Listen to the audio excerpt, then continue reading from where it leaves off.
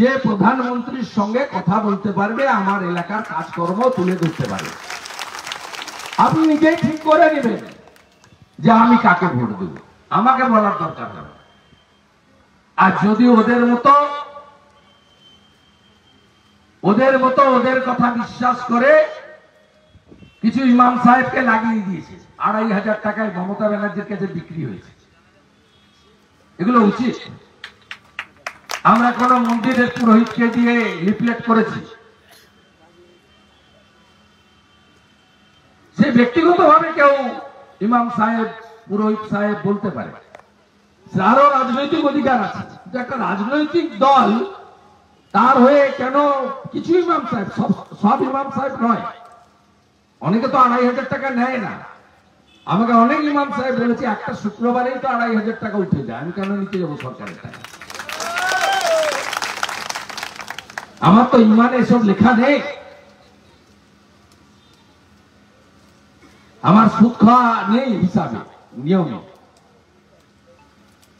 আমার ধর্ম কাজ করার জন্য আপনারা দেখবেন, আমরা যদি পুজো দিতে যাই, হিন্দু লোক যারা, আমরা পুজোর টাকা কাউকে দিতে দিই না। পুজো আমার কাজ, আপনার কাজ নামাজ পড়া, প্রেয়ার করা, সেটা আমাদের নিজস্ব ব্যাপার, তার সঙ্গে সরকারের কোনো সম্পর্ক নেই। আচ্ছা বলুন তো, এই রইজুদ্দিন পুরকাইত সাহেব একটা লিফলেট ছেড়েছেন। আমি এই ইমাম সাহেবকে বলি, ২০২১ সালের পরে সংখ্যালঘুদের বা মুসলিমদের উপর যে অত্যাচারগুলো পশ্চিমবঙ্গ সরকার করেছে, আপনি সেদিন কেন মুখ খোলেননি? আনিস খানকে যখন আমতায় ৩তলা বাড়ির ছাদ থেকে রাত্রি ১:৩০টার সময় ঠেলে ফেলে মেরে দেয় মমতা ব্যানার্জির পুলিশ, সেদিন কেন ইমাম সাহেব আনিস খানকে খুন করলো কেন? দোষী পুলিশের শাস্তি চাই বলেন। রামপুরহাটের বক্তব্য, ওই বুথে, আপনার এখানে যেমন বেশ কিছু বুথে আছে ২টা-৩টা করে ভোট আমরা পেয়েছি, বাকি সব ভোট ওরা পেয়েছে। রামপুরহাটের বক্তব্য বলে একটা গ্রাম আছে, জানা হয়ে গেছে আপনাদের, সেখানে বিজেপি মাত্র ১৭টা ভোট পেয়েছিল ২১ সালে। রামপুরহাটে মুসলিম গ্রাম, সব তৃণমূল পেয়েছে। সেখানে শিকল তুলে গরিব মুসলমান মহিলাগুলোকে পুড়িয়ে মারল, ৭টা মহিলা, ৪টা বাচ্চা। মমতা ব্যানার্জি যাওয়ার আগে কিন্তু আমি গেছি, কারণ আমি রাজ্যের বিরোধী দল নেতা, শুধু রাজনৈতিক স্বার্থ দেখি না। যেখানে সরকার, সরকারি দলের দ্বারা আক্রান্ত হয় আমি যাই। সেদিন কেন ইমাম সাহেব বলেনি যে এতগুলো নিরীহ মুসলিম মহিলাকে, শিশুকে পুড়িয়ে মারল, সরকার এটা ঠিক করছে না, শাসক দলের লোকরা করছে, ওখানে তো বিজেপি নেই। যেদিন ফুরপুরা দরবার শরীফের পীর সাহেবের ছেলে, তার রাজনীতি আলাদা, সে আইএসএফ করে, আমি বিজেপি করি, আমার সঙ্গে কোনো সম্পর্ক নেই। কিন্তু তিনি ফুরপুরা দরবার শরীফের পীর সাহেবের বাড়ির ছেলে। কলকাতার ধর্মতলায় তার টুপি ধরে কে টেনেছিল? কেন্দ্রীয় পুলিশ না রাজ্য পুলিশ? দাদা হুজুর আবু বকর সাহেবের বাড়ির ছেলেকে ৩৯ দিন জেল কে কাটিয়েছে? নরেন্দ্র মোদী না মমতা ব্যানার্জি? কদিন আগে পুকুরের উপর বাড়ি করেছিল, প্ল্যান ছাড়া, ৫তলা বাড়ি, গার্ডেন দিচ্ছে, ধপ করে বাড়িটা পড়ে গেল। ফিরাদ হাকিম চাপা পড়েনি, কাউন্সিলর শামস ইকবাল ৪ কোটির গাড়ি চড়ে, সে চাপা পড়েনি। ১২টা গরিব মুসলমান মারা গেছে।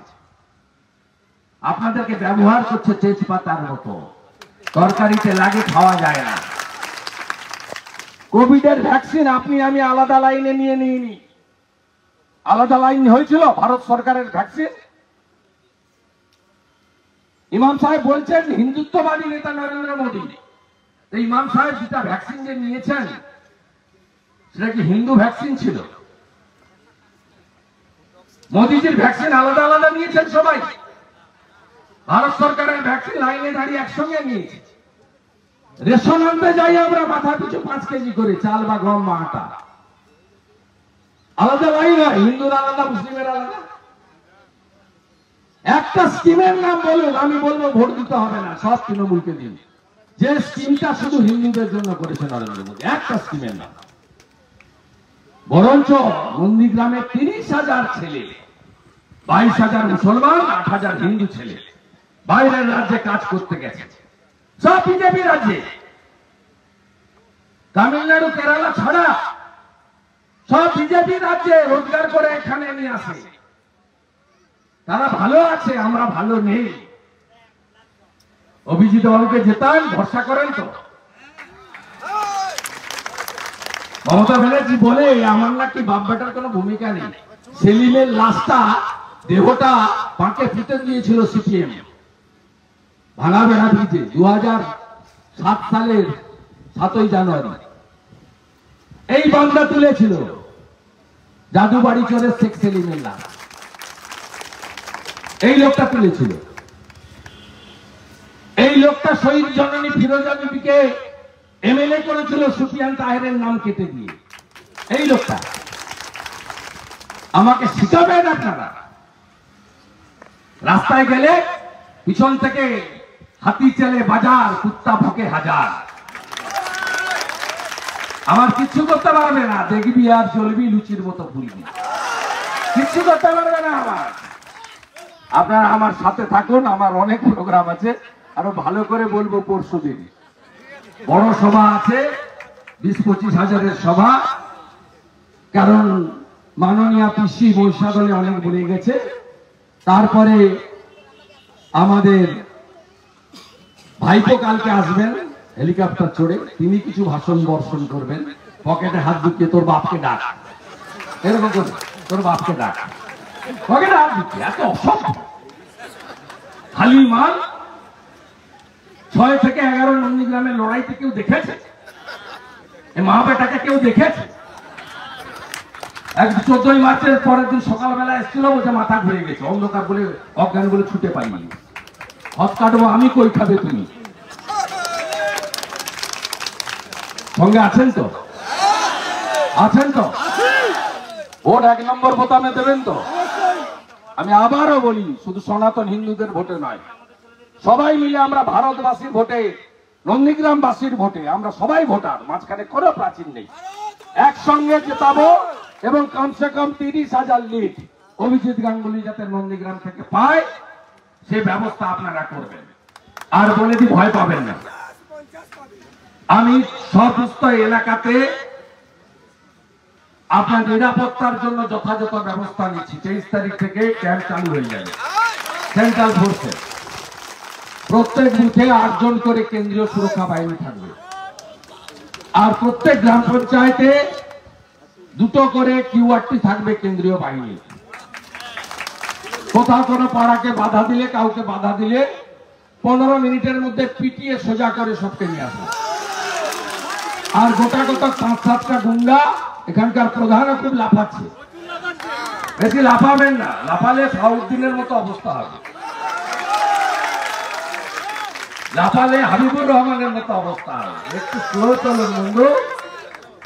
শামসুল মিয়া বড় লাফাচ্ছে, এই যে ব্যাংকে চাকরিটা পেয়েছে না, 7 মিনিটটা জাল। আমি ঠিক করবো ভোটের পরে, বলে গেলাম ঠিক করবো আমি। আমার খাতায় নাম উঠে গেলে খুব মুশকিল আছে। আর কেউ না জানুক, নন্দীগ্রাম জানে। আর আপনাদের বলি, আমরা 12টা প্রদান করেছি, 11টা প্রদান করেছি। আপনি আসুন হরিপুরের প্রধান।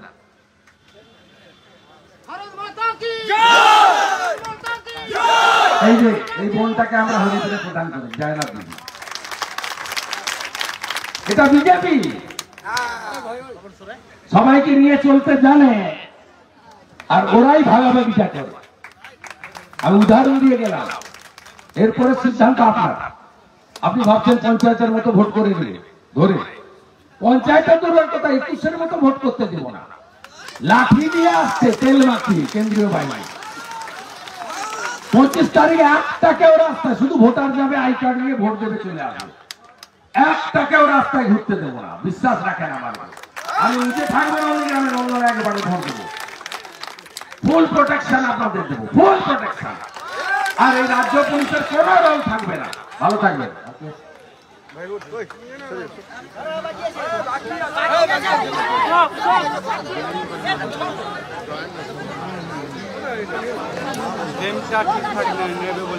এই আব্দুল মান্নানের কীর্তি দেখুন, 100 দিনের কাজ না করে টাকা তুলেছে।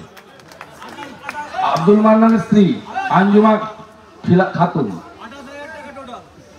দেখুন চোরেদের কারবার দেখুন, যেখানে পাবে টাকা ঢেড়ে দিবে, ওই জন্য চিৎকার করছে। চিৎকার করতে থাকো, আমিও দেখতে থাকি।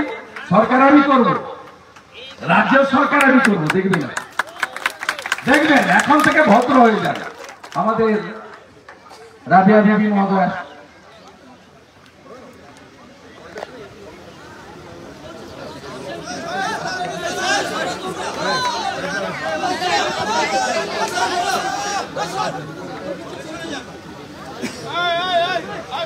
আমাদের এই বোনের উপর খুব অত্যাচার করেছে। আমি বোন দেখবো, শক্ত থাকবেন, ভালো করে লড়াই করবেন, সবাই ভালো থাকবেন। ভারত মাতা কি, বন্দে বন্দে বন্দে। সমবেত ভদ্রমন্ডলী, সুধীজন এবং আমার নির্বাচক মন্ডলী নন্দীগ্রাম বিধানসভা, ভারতীয় জনতা পার্টি সংখ্যালঘু মোর্চার নেতৃত্ব নাসির সাহেব, আব্বাস বেগ সাহেবরা আজকে এখানে ভারতীয় জনতা পার্টির সংখ্যালঘু মোর্চার আমাদের যে প্রায় 1000-এর মতো সদস্য আছে নন্দীগ্রামে, তাদের দ্বিতীয় কর্মসূচি করছে। এর আগে আমরা সংখ্যালঘু মোর্চার আহ্বানে আপনাদের পবিত্র ঈদের দিন সন্ধ্যাবেলা ঈদ মিলন উৎসব করেছি। সকলকে শুভেচ্ছা বিনিময়, নমস্কার বিনিময় আমরা করেছি। আজকে আপনাদের দ্বিতীয় কর্মসূচি নির্বাচনের প্রাক্কালে আমি আপনাদের প্রতি কৃতজ্ঞতা জানাবো যে একটা প্রাচীর মাঝখানে তৃণমূল কংগ্রেস নিজেদের চুরি করার জন্য, ভোট ব্যাংকের জন্য তৈরি করে রেখেছিল হিন্দু আর মুসলমান।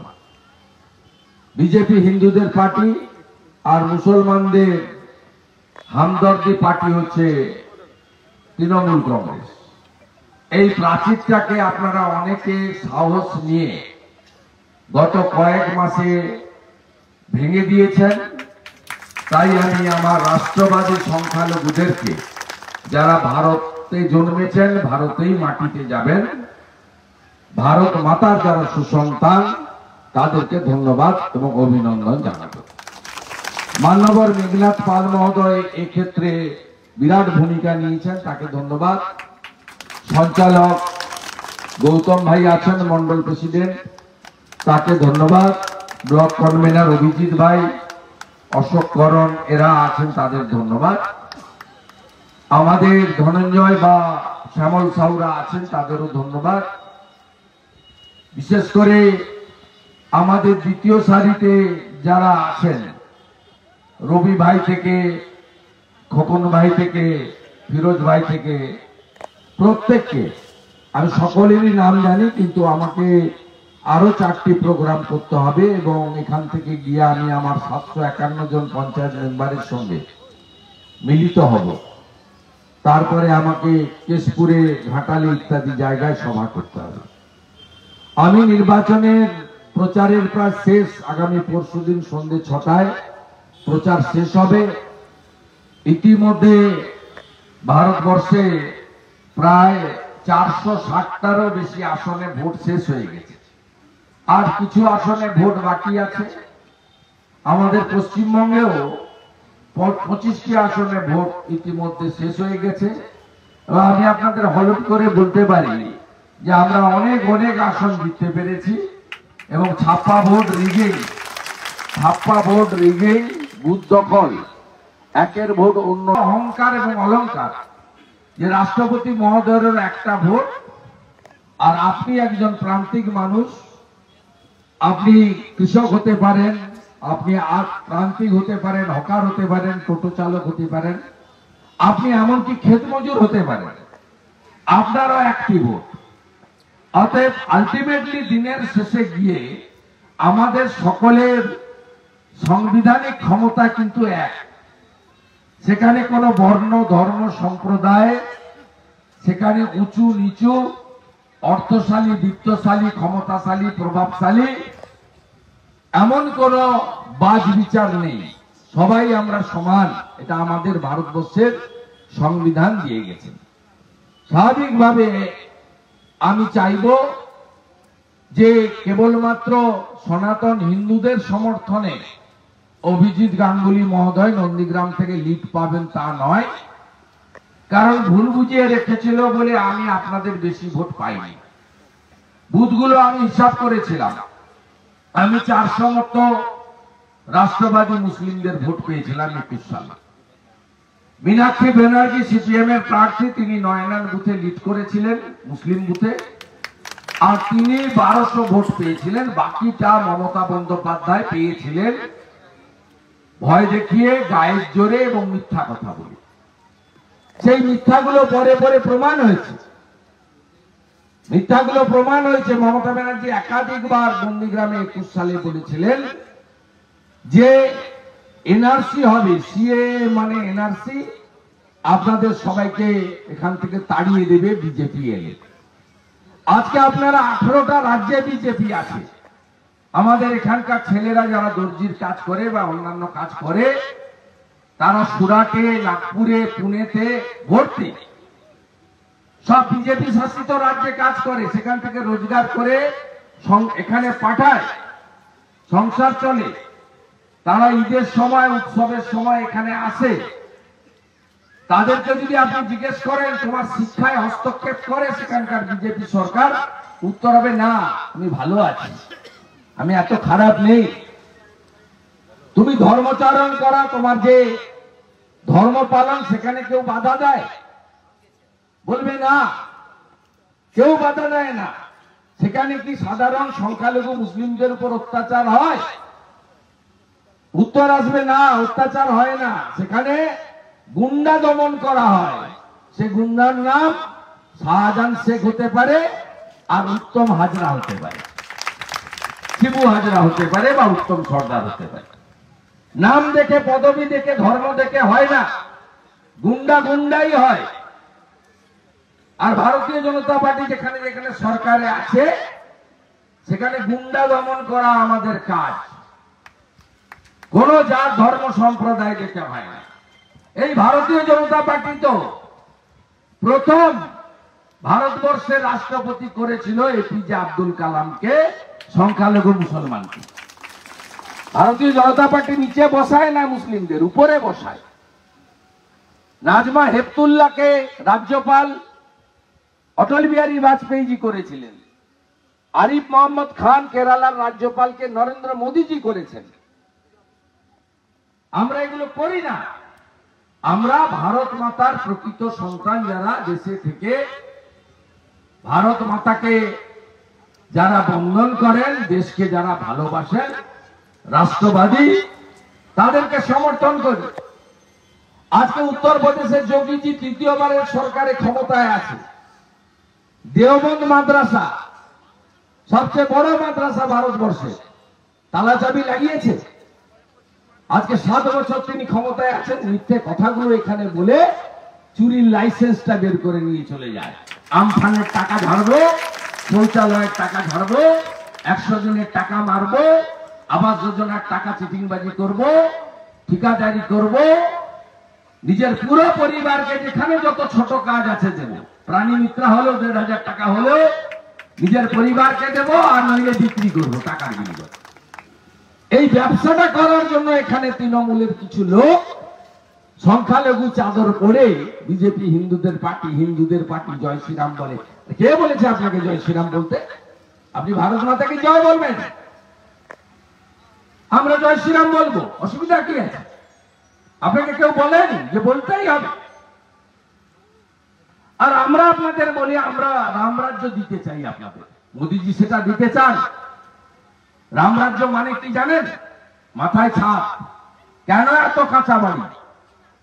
40 লক্ষ বাড়ি ভারত সরকার দেওয়ার পরে কেন এত চারিদিকে কাঁচা বাড়ি? পশ্চিমবঙ্গে 40 লক্ষ বাড়ি দিয়েছে মোদী সরকার, 45,000 কোটি টাকা। আপনি কেন পাননি 1,25,000 টাকা? সুফিয়ানের বাড়ি হতে পারে, সাউদ্দিনের বাড়ি হতে পারে, 4 তলা 5 তলা, আপনাকে বাড়ি করে দেওয়া যায় না। এই চোরগুলোকে 185 জনকে আমফানের টাকা মেঘনাথ পাল ফেরত করিয়েছিল। 20,000 টাকা করে লাইন দিয়ে ফেরত করিয়েছিল বিডিও অফিসে। এক একজন 3টা করে টাকা নিয়ে নিয়েছে।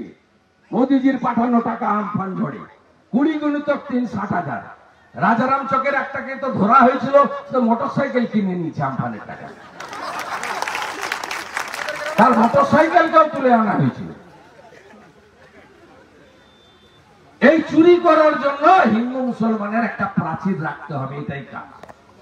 রাজস্থানে বিজেপি সরকার এসেছে, 3-4 মাস হয়ে গেছে। ভজনলাল শর্মা মুখ্যমন্ত্রী। আজমির শরীফের দরজা বন্ধ হয়েছে নাকি? হয়েছে? তাহলে সব মিথ্যা কথার উত্তরগুলো আমরা দিয়ে গেলাম এখানে। আপনারা কি করবেন? আপনারা ঠিক করুন, আমাদের সঙ্গে আসুন। সবকা সাথ, সবকা বিকাশ, সবকা বিশ্বাস, সবকা প্রয়াস। একটা স্কিম, একটা মোদিজির স্কিম কোন একটা নির্দিষ্ট সম্প্রদায়ের জন্য নয়। আপনি যে রেশনটা আনছেন না, এটা পিসির রেশন নয়, ভারত সরকারের রেশন। এটা বিজেপির রেশন আমরা বলি না, আমাদের বলতে শেখায়নি। আপনারা আমার ট্যাক্সের টাকা কেন বলবো বিজেপির রেশন, মোদিজির রেশন? ওরা বলে লক্ষ্মীর ভান্ডার আমাদের টাকা, বন্ধ করে দিল। ওর বাপের টাকা বন্ধ করে দেখ। 3,000 টাকা দিব বিজেপি, ওটা বিজেপি স্কিম। আসামে 2,500 দিই আমরা, মধ্যপ্রদেশে 3,000 টাকা দিই। তাই আপনাদের কাছে এই নির্বাচনে আমি বলবো, অভিজিৎ বাবু জিতবেন, কেউ আটকাতে পারবে না, ঝড় আছে। আপনাদের মধ্যে সবারই শিক্ষা দীক্ষা আছে কিছুটা। আপনি একটু ভোট দিতে যাবেন, 3টা নাম আপনার এখানে আছে, আমি প্রতীক ছেড়ে দিলাম। অভিজিৎ গাঙ্গুলির নাম আছে, সায়ন ব্যানার্জি